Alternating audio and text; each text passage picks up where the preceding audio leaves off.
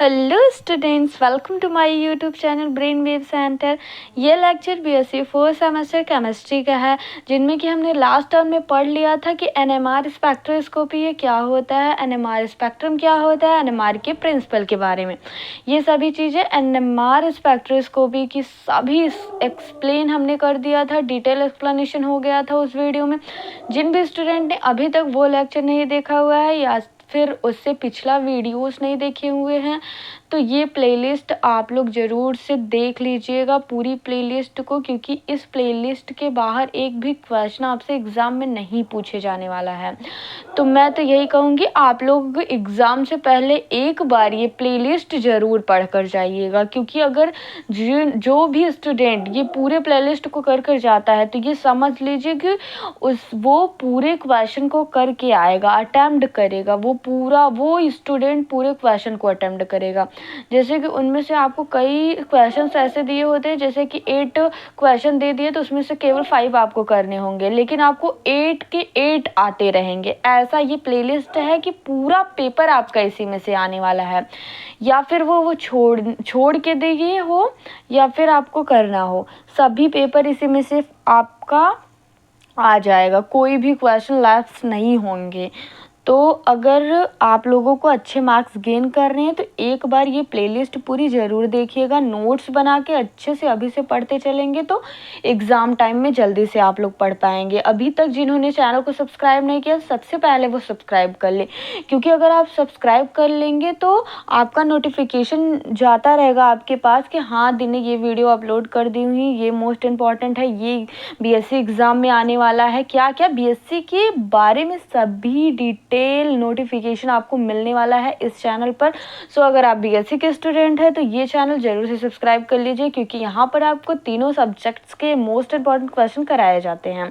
तो चलिए चलते हैं, आज की टॉपिक जो है हमारा केमिकल शिफ्ट है, क्योंकि ये लास्ट टर्म पे हम लोगों ने पढ़ चुका था एनएमआर स्पेक्ट्रोस्कोपी किसे कहते हैं, फिर उसी वीडियो में मैं कवर करने वाली थी ये, लेकिन मैंने सेपरेटेड वीडियो बनाया इसलिए ताकि ये केमिकल शिफ्ट आपके मतलब अलग से पूछ लिया जाता है, तो इसीलिए मैंने सोचा कि वो लंबी वीडियो भी हो गई थी, इसीलिए इसको अलग बनाना पड़ा।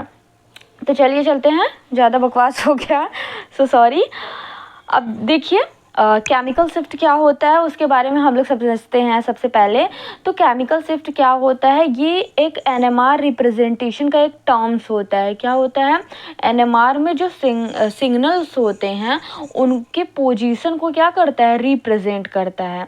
एनएमआर सिग्नल्स के पोजीशन, जो सिग्नल्स यानी पीक्स, जो पीक्स बने थे वही होते हैं।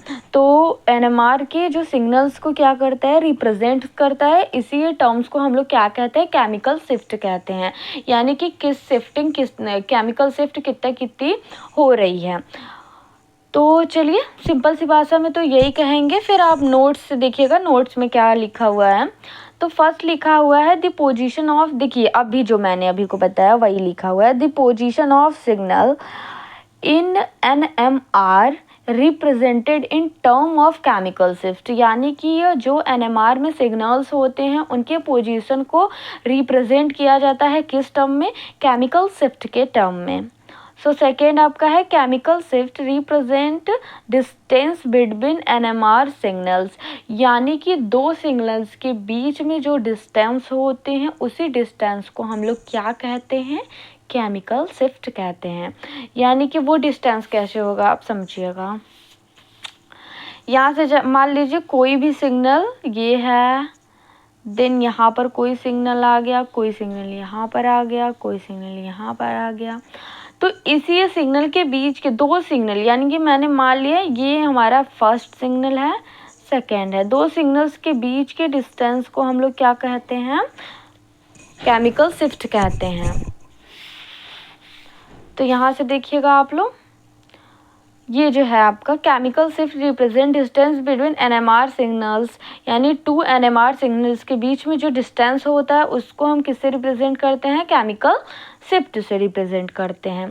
थर्ड जो है आपका इट इज़ रिप्रेजेंटेड इन, अब देखिए इसको किससे रिप्रेजेंट करते हैं, लैम्डा स्केल पे, and expressed in PPM parts पर मिलियन। पीपीएम का क्या मीनिंग होता है, पार्ट्स पर मिलियन, यानी कि इसका यूनिट क्या होता है, इसको किस यूनिट में मेज़र किया जाता है, तो पार्ट्स पर मिलियन में इसको मेज़र किया जाता है। किसको मेज़र किया जाता है? केमिकल शिफ्ट NMR सिग्नल्स को। और केमिकल शिफ्ट को किससे प्रेजेंट करते हैं? लैम्डा से प्रेजेंट करते हैं।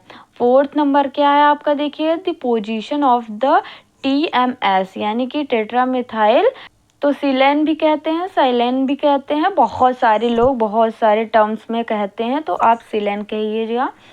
तो tetramethyl silane signals is taken is 0,0 ppm, यानी कि जो आपका टेट्रामेथाइल, इसको हम लोग फ्रेम ऑफ रेफरेंस के टर्म में यूज करते हैं, जहाँ पर जो आपका एक्सिस होते हैं वो 0,0 पर होते हैं, और इसको मेज़र किस में किया जाता है? ppm में मेज़र किया जाता है, वही है। अब देखिएगा फिफ्थ क्या है? The position of signal from reference, यानी कि जो पोजीशन का सिग्नल होता है वो frame reference is called the chemical shift. उस फ्रेम रेफरेंस को हम लोग क्या कहते हैं? केमिकल शिफ्ट कहते हैं। यानी कि दूसरे वे में जो फ्रेम ऑफ रेफरेंस जो सिग्नल्स होते हैं उनके पोजीशन को, जहाँ से ये फ्रेम ऑफ रेफरेंस यानी कि फ्रेम ऑफ रेफरेंस से सिग्नल्स के पोजीशन के बीच की दूरी को हम लोग क्या कहते हैं? केमिकल शिफ्ट कहते हैं। क्लियर हो गया? फिर स्मॉल लैम्डा, अगर लैम्डा यानी केमिकल शिफ्ट, अगर इसकी वैल्यू, केमिकल शिफ्ट की वैल्यू क्या होगी? स्मॉल यानी कि कम होगी, तो वो कैसा इफेक्ट शो करेगा? शिल्डिंग इफेक्ट शो करेगा। या फिर वो फोटोन कैसे हो जाएंगे? शिल्डिंग फोटोन होंगे, शिल्डिंग प्रोटॉन होंगे, और वो कैसा फील्ड होगा? अप फील्ड होगा। ये ध्यान दीजिएगा, ये नोट करने वाली पॉइंट है। अगर केमिकल शिफ्ट की वैल्यू कम होती है तो वहाँ पर शिल्डिंग प्रोटॉन होते हैं और अप फील्ड होता है। Okay, shielding photon, up field, जब केमिकल शिफ्ट की वैल्यू कम होती है।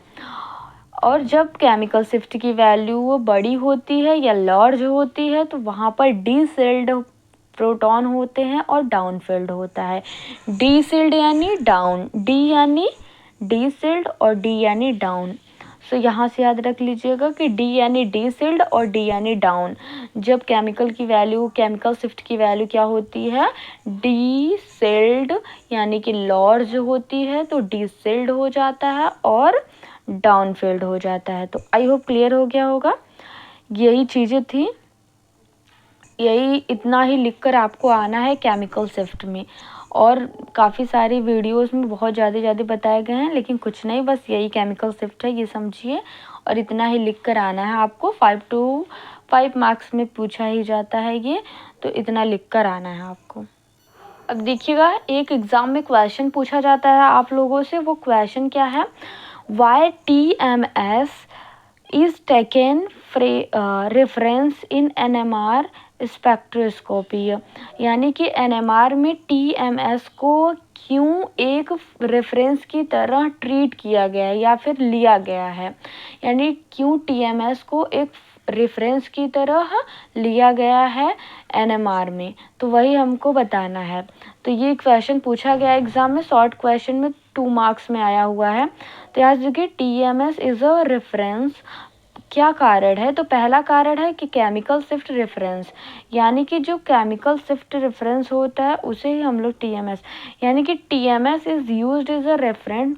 TMS एक रेफरेंस की तरह यूज़ किया जाता है point for a chemical shift के लिए विथ इट्स सिग्नल से 8 और 0 ppm, जिसका सिग्नल कितना होता है? 0 ppm होता है। यानी कि देखिए, ये कोई मान लीजिए